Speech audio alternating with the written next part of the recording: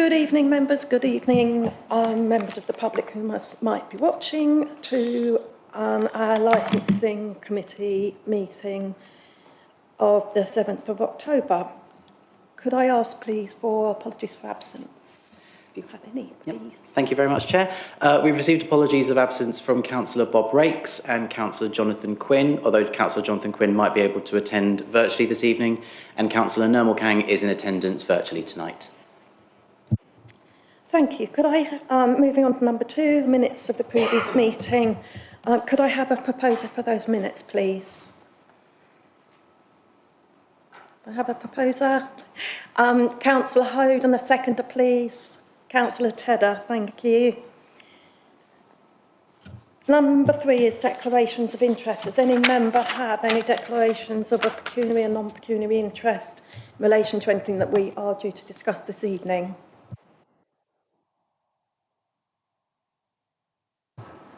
No, thank you. Moving on to number 4, I understand there are no public questions. Is that correct? Thank you.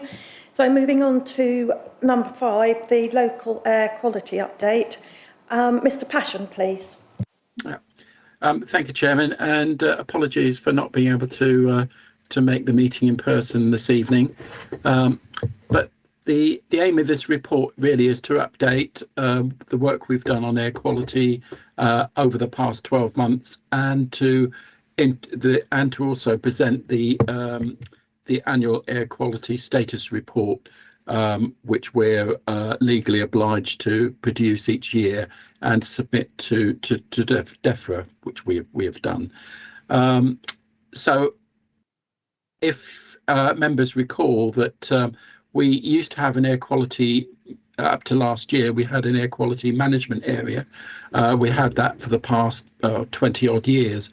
And the air quality has improved significantly in those areas.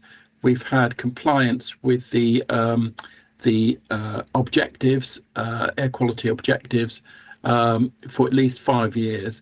And on advice from DEFRA and on your approval at the last meeting, we have taken action to revoke the air quality management area. So we no longer have a need for an air quality management area in Surrey Heath.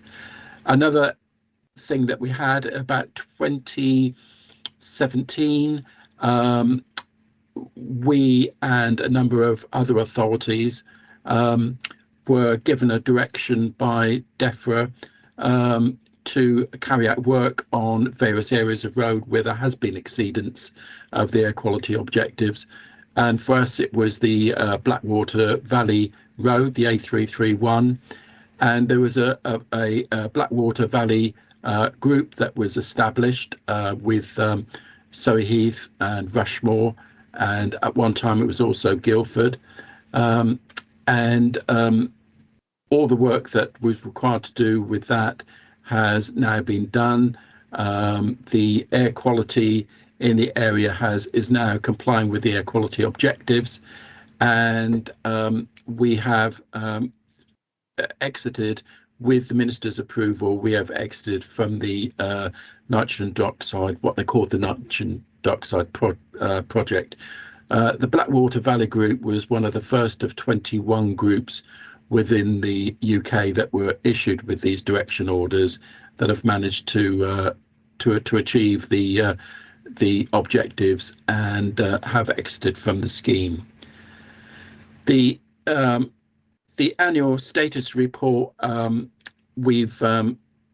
been attached to the report, hopefully as an annex, and we've also publishing that on the website as well for people to see.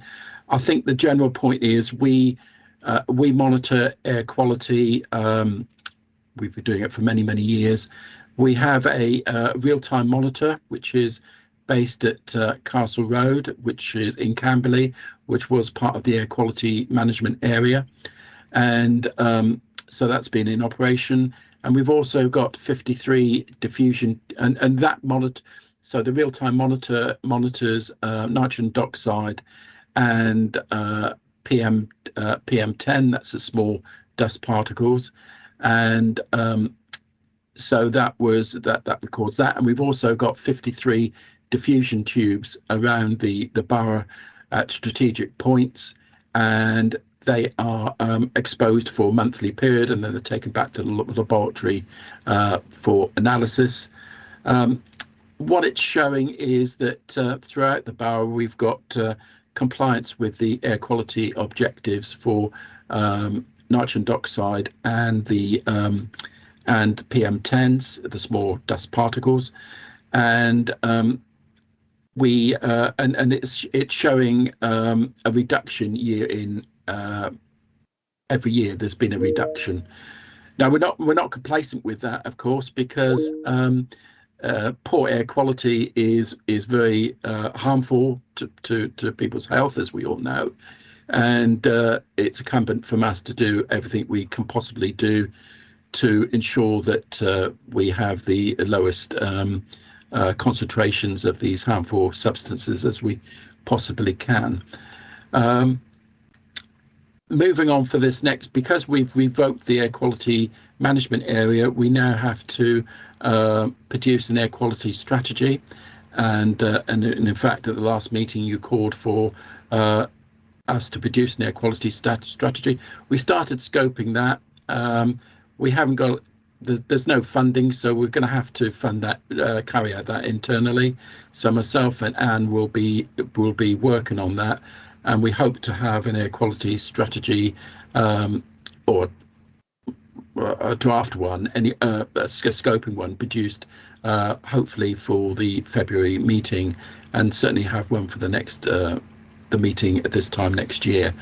The other thing is that we are part of what's known as the Surrey Air Alliance, and that is all the borough councils, the county council, public health, all part of this scheme. And what they would like to do within Surrey is to have some air quality modelling. We had some modelling done a few years ago, but they would like to try to do this in 2026, 2027. So we don't know what the funding requirement for that, but that is something we would have to look at. And if we as soon as we've got details of that, we'll have to produce a funding bid, which would a growth bid, which would have to be considered, or the other bids for funding within the council. While I'm talking about funding, as part of the service delivery review, the maintenance costs, and the maintenance cost includes the certification of the real-time air quality monitor.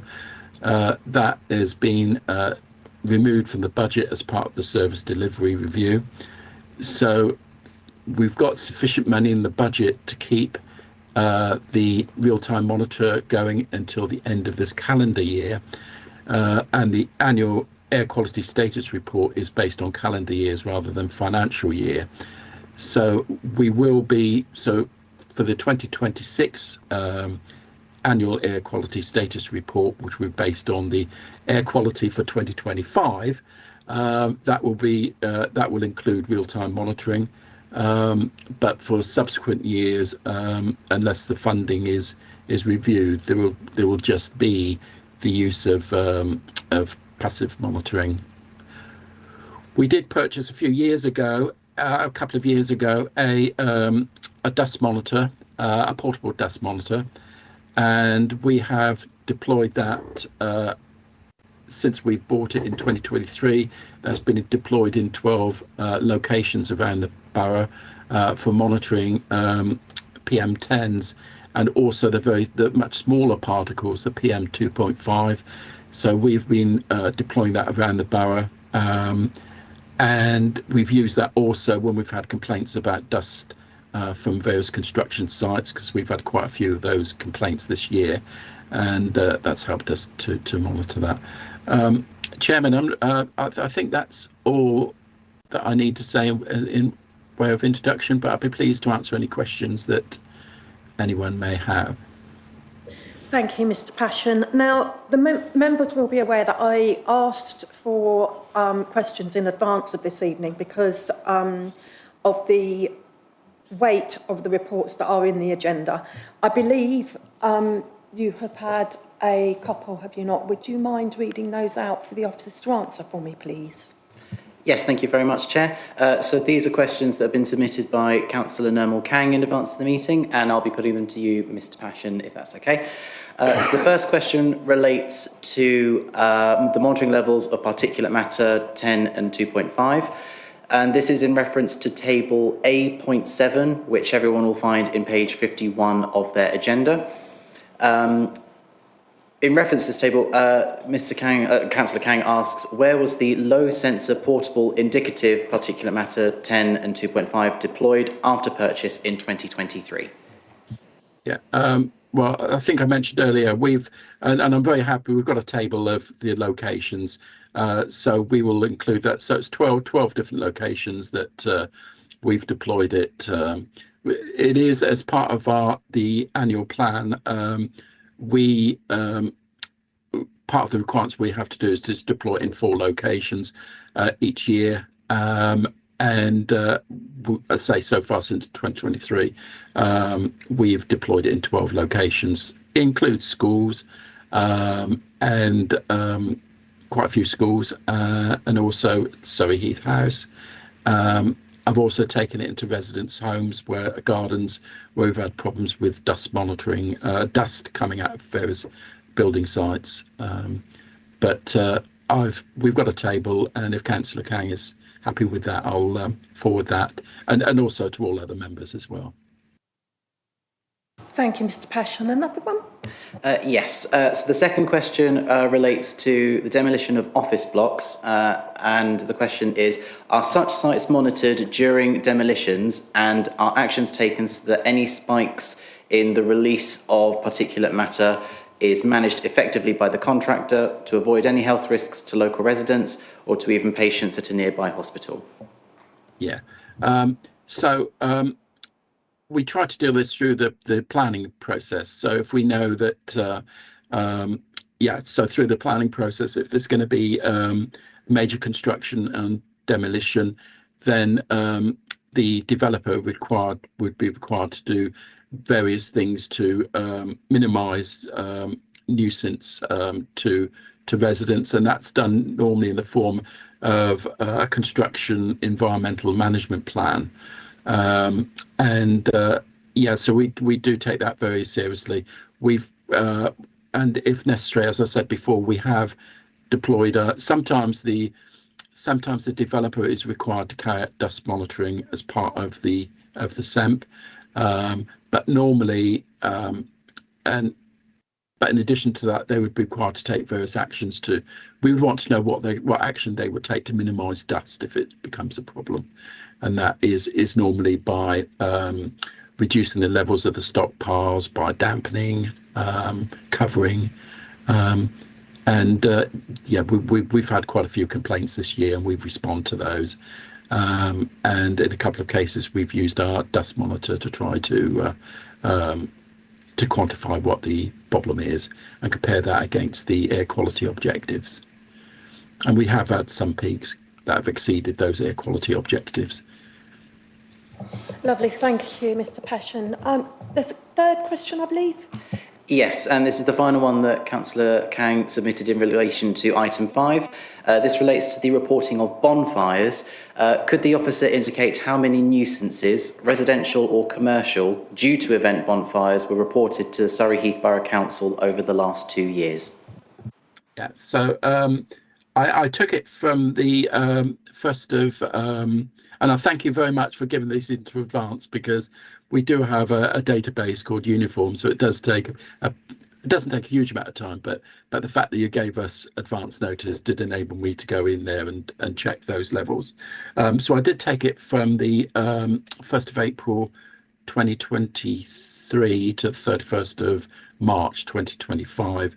And again, I'm happy to circulate those figures, but we had during that period we have 31 commercial bonfires and 74 domestic bonfires, and from the 1st of April 2025 to the 30th of September, I looked on that, and we had 13 13 commercial and 33 domestic bonfires. Does keep us quite busy going around dealing with those bonfires. We treat them as an investigation of a statutory nuisance, and if necessary, we'll serve notice under the Environmental Protection Act 1990 if we feel that is an issue. Okay, lovely. Thank you, Mr. Passion. Councillor Kane, did you want to come back on any of Mr. Passion's answers?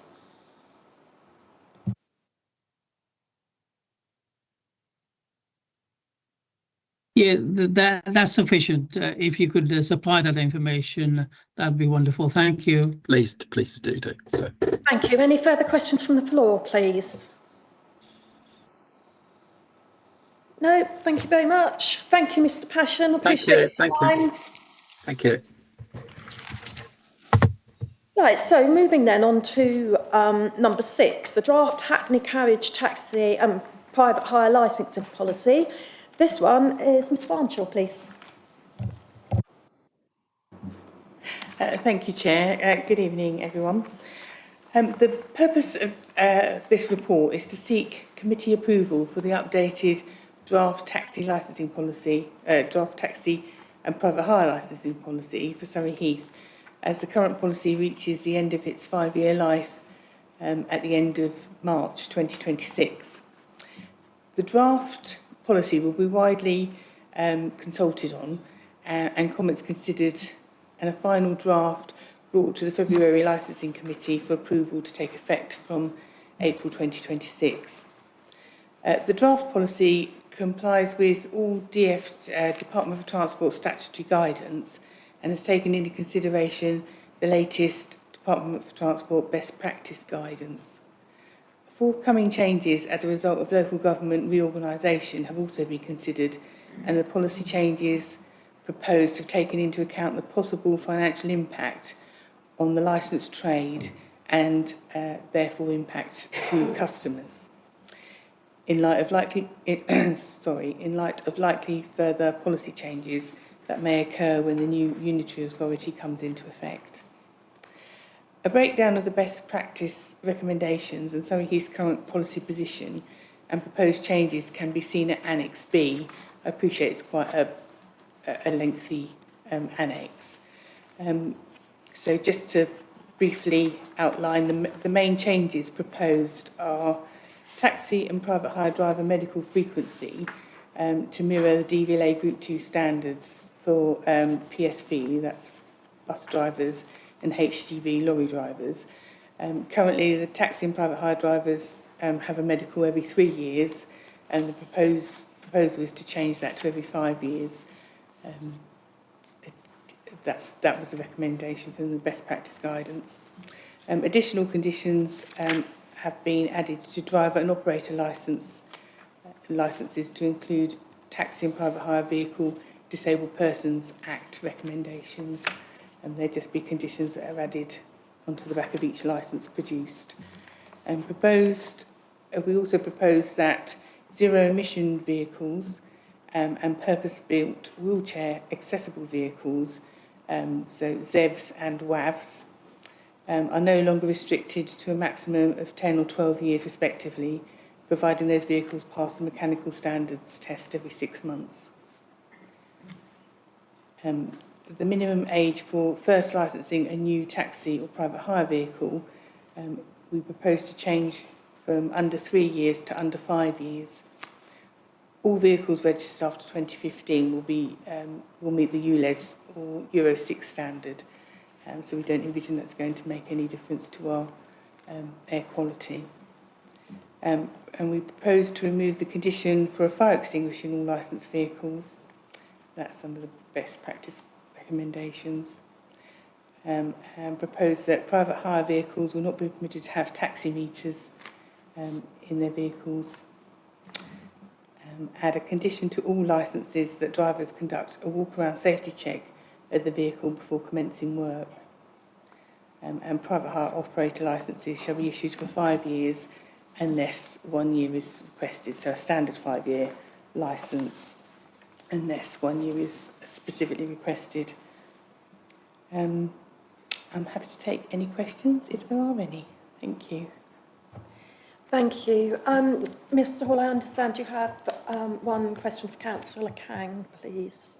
Yes, thank you, Chair. So another question submitted in advance by Councillor Kang was a point of clarification regarding an item on page 83 of the agenda. So there it notes that in assessing the suitability of an applicant of a licence holder, the council will take into consideration the following factors, and the point in question is the point about standards of behaviour, including online behaviour. Councillor Kang would like clarity on who decides what is inappropriate behaviour online, as that's deemed to be a rather open statement. Thank you. Thank you, Councillor Kang, for your question. So I agree, actually, maybe we need to clarify that statement in the policy. But basically, we're talking about licence holders' behaviour, not third-party online comments. TfL have also recently issued, so Transport for London have issued new guidance to their licence holders. And I've just got a couple of excerpts from their notice to drivers. So all online communication between a driver and a customer, or a driver and a licensing authority, should be professional, respectful and courteous. So this is, WhatsApp messages or online communications. Drivers must avoid communication and behaviour that may be construed as sexual, including inappropriate comments and the tone and content of their communications. Live streaming and vlogging whilst driving is a safety risk and could lead to prosecution under road safety law. And not to post personal opinions. Conduct should remain respectful and professional. So I think once the policy comes back after consultation, we will clarify that. Thank you for your question. Thank you. Councillor Kang, would you like to come back on any point of that? No, that's fine. Thank you, Paula. Thank you. Thank you very much. Any questions from the floor, please? Councillor White.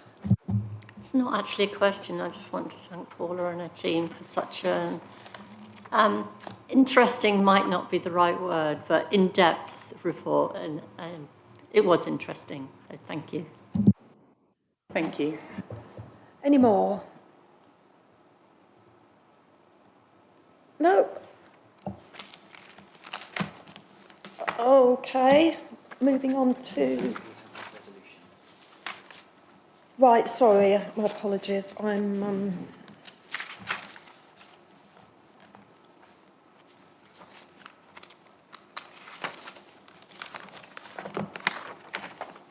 We did say there was lots of reports and it was quite weighty, didn't we?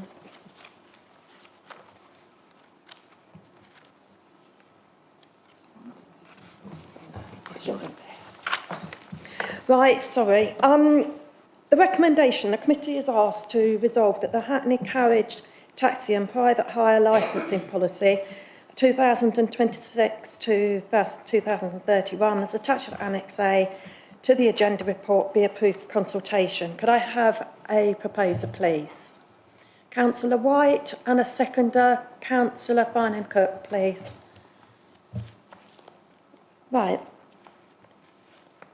Now we are going to move on to the next one, which is Statement of Licensing Policy.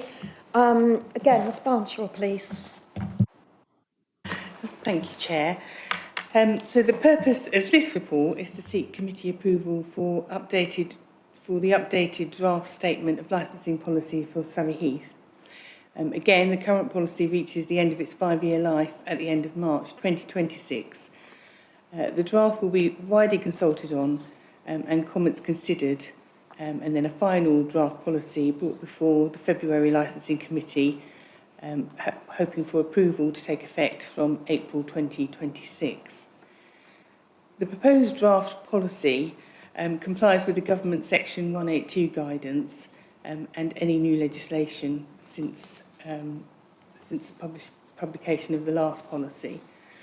The proposed draft policy has been updated to remove COVID advice and remote hearing, the paragraph referring to remote hearings, and the now obsolete cumulative impact policy, which this committee removed in 2024. Changes as a result of local government reorganisation have also been considered, and consideration given to further policy changes which may occur when the new unity authority comes into effect. Just briefly, I've again summarised the additions to the policy. Those main additions are the Terrorism Protection of Premises Act 2024, or it's most commonly known as Martin's Law. This Act introduces new requirements for certain premises and the measures required to protect against terrorist attacks, promoting public safety.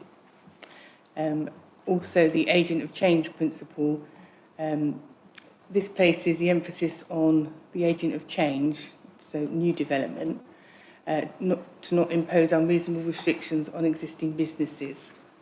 If let's say a block of flats is built next door to a licensed premises that's been there for many, many years, the principle is that the developer puts into place preventions that are going to cause that may cause their residents nuisance. The prevention of crime and disorder, I've added a paragraph recommending premises review policies and staff training to support the prevention of violence against women and girls and to ensure that incidences are reported. Under the public safety section, licence holders or premises licence holders are to consider staff training in the Action Counter Terrorism, which is an e-learning course for their staff. Protection of children from harm, I've added a small paragraph about the new Data Use and Access Act 2025. This is for certified digital age verification, which probably will be brought into effect in the next few years, and that's to be added to the list of accepted age verification.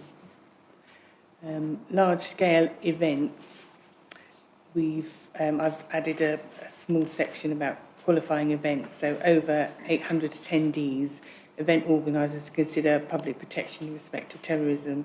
So again, this is from the Terrorism Protection of Premises Act 2025, Martin's Law. And I've updated the responsible authorities contact list. Thank you. Any questions? Thank you. Any questions from the floor, please? Nope, no questions at all. In that case, the recommendation, the committee is advised to resolve that the draft statement of licensing policy 2026-31 as set out in Annex A to this report proceeds to statutory consultation. Could I have a proposer, please? Councillor Hode, and a seconder, Councillor Olmo, please. Thank you.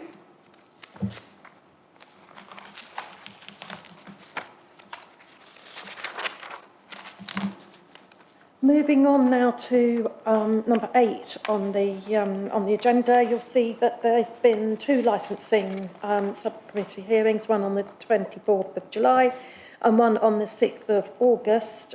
I'm obviously looking to approve these minutes. Are there any questions, please? Councillor White. I emailed you in September regarding the Wharf Road stores to see whether they were appealing. You said that they were. Do we have any further information on that? Thank you, Councillor White. The Wharf Road stores haven't lodged an appeal within the time frame, and will be going to directions at Staines Magistrates on the 4th of November. Then we'll be. Does that mean that they are allowed to trade as normal until then? Because I'm getting complaints from residents, and I've asked them to forward them to yourself. I don't know whether they have been or not. No. Yes, so they are allowed to trade in between. Once magistrates makes a decision, then they'll know whether they've been completely revoked or what's moving forward. But yeah, I would urge any complaints to be forwarded to me. That will, form our communication to the magistrates when we see them.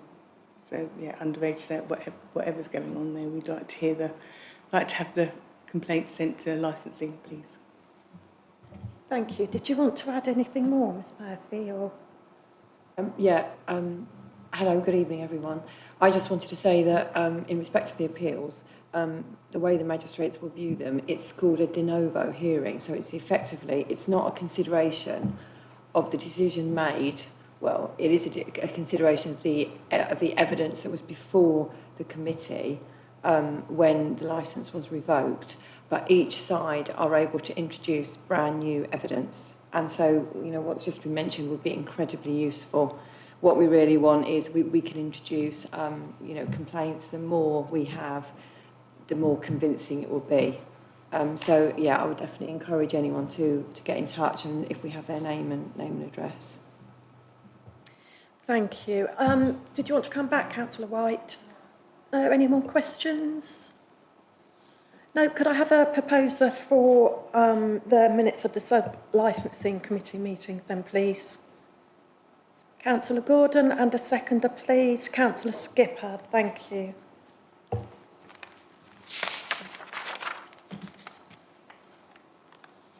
Which brings us to item number 9, the Licensing Act 2003 summary of decisions. This time is Ms Soper, I believe. No? Sorry, Ms Barnshaw again then, please. Thank you. This report is it's just for the licensing committee to note. These were decisions that have been made by officers under delegated authority, only for uncontested applications between the 1st of May and the 30th of September this year.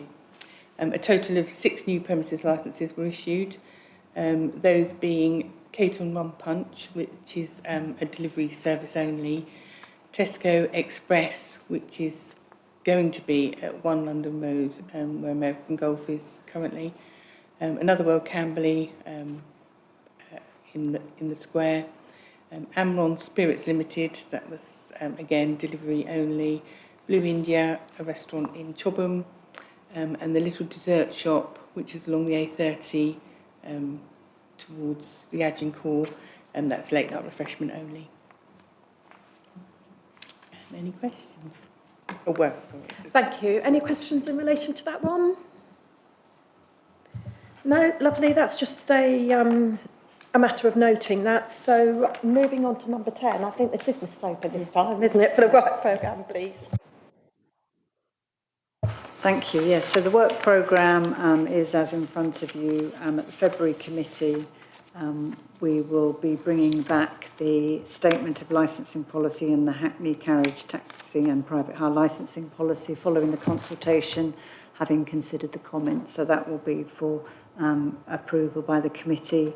And also I will be giving the annual environmental health and licensing service update. In previous years that's been a verbal update, but I know when I gave the update this year, it was asked if that could be a written update, so I will make sure that's a written update that will be included in the agenda. And as Tim Passion commented, we may include a draft air quality strategy, depending on how work on that progresses. Thank you. Thank you. Thank you. Any questions? In that case, just leaves me to thank the officers as always. Thank you both particularly very much. We do appreciate all you do for us. Thank Mr Hall for his time this evening. Thank you, and the members of public at home, and bring the meeting to a close. Thank you.